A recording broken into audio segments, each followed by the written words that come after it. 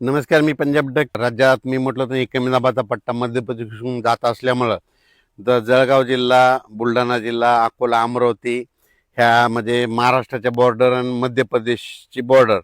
तर त्या बॉर्डरच्या जे तालुके आहेत त्या साईडनं मध्ये जळगाव, नंदुरबार, धुळे, चाळीसगाव ह्या पट्ट्यामध्ये 12-13च्या दरम्यान काही ठिकाणी रिमझिम पाऊस सुरू होईल म्हणून हा अंदाज लक्षात यायचा. ते कमी दाबाचा पट्टा तिकडे जात असल्यामुळं महाराष्ट्रात मात्र काय होणार आहे, आज दुपारनंतर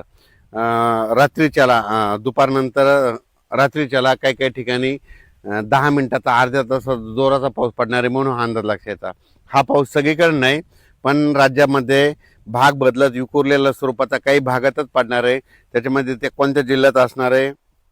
संभाजीनगर जिल्हा, जालना जिल्हा, बुलढाणा जिल्हा, अकोला जिल्हा, इकडं अमरावती, इकडं वाशिम, हिंगोली, त्याच्यानंतर परभणी, बीड,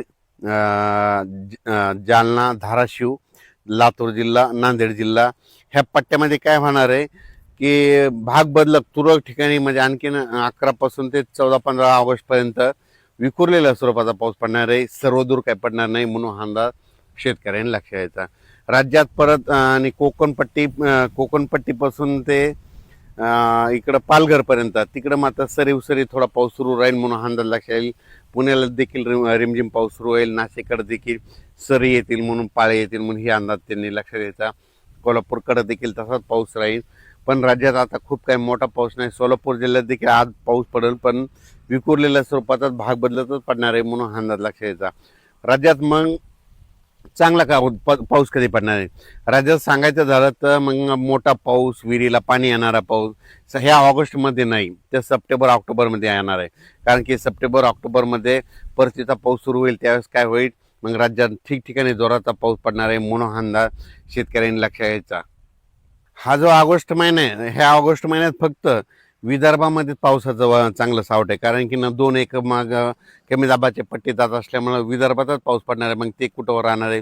गोंदिया, भंडारा, त्याच्यानंतर नागपूर, अमरावती, अकोला, इकडं मोर्शी हे पट्टा असा म्हणजे मध्य प्रदेशकडे पाऊस जात असल्यामुळं त्या विदर्भाच्या त्या पट्ट्यामध्येच पाऊस पडणार आहे म्हणून अंदाज लक्षात आहे. पण राज्यात परत जे आणखीन ऑगस्टमध्ये जे पाऊस येणार आहे ते विदर्भातच पाऊस पडणार आहे. ते मात्र महाराष्ट्राच्या इकडल्या मराठवाड्याकडून पश्चिम महाराष्ट्राकडे कमी प्रमाण असणार आहे म्हणून अंदाज लक्षात घ्यायचा.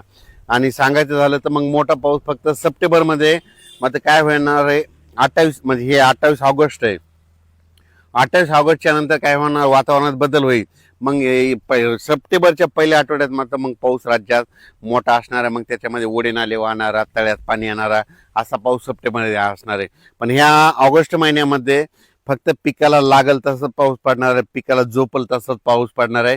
पीक हिताचा पाऊस सांगायचं म्हणजे पीक हिताचा पाऊस आहे, नुकसानीचा पाऊस नाही म्हणून अंदाज शेतकऱ्यांनी लक्षात घ्यायचा. जालना जिल्हा, बीड जिल्हा, लातूर जिल्हा, परभणी जिल्हा, नांदेड जिल्हा, हिंगोली जिल्हा, वाशिम जिल्हा, इकडे बुलढाणा जिल्हा ह्या जिल्ह्यात ह्या 4 दिवसात पाऊस पडणार आहे. पण संपूर्ण परभणी जिल्ह्यात नाही पडणार. परभणी जिल्ह्यात काही मोजक्या ठिकाणी पडणार आहे. जालना जिल्ह्यात देखील मोजक्या ठिकाणी पडणार आहे. त्याच्यानंतर बीड जिल्ह्यात देखील मोजक्या ठिकाणी पडणार, लातूरमध्ये मोजक्या ठिकाणी, धाराशिव, सोलापूर तिकडे देखील मोजक्या ठिकाणी पडणार आहे.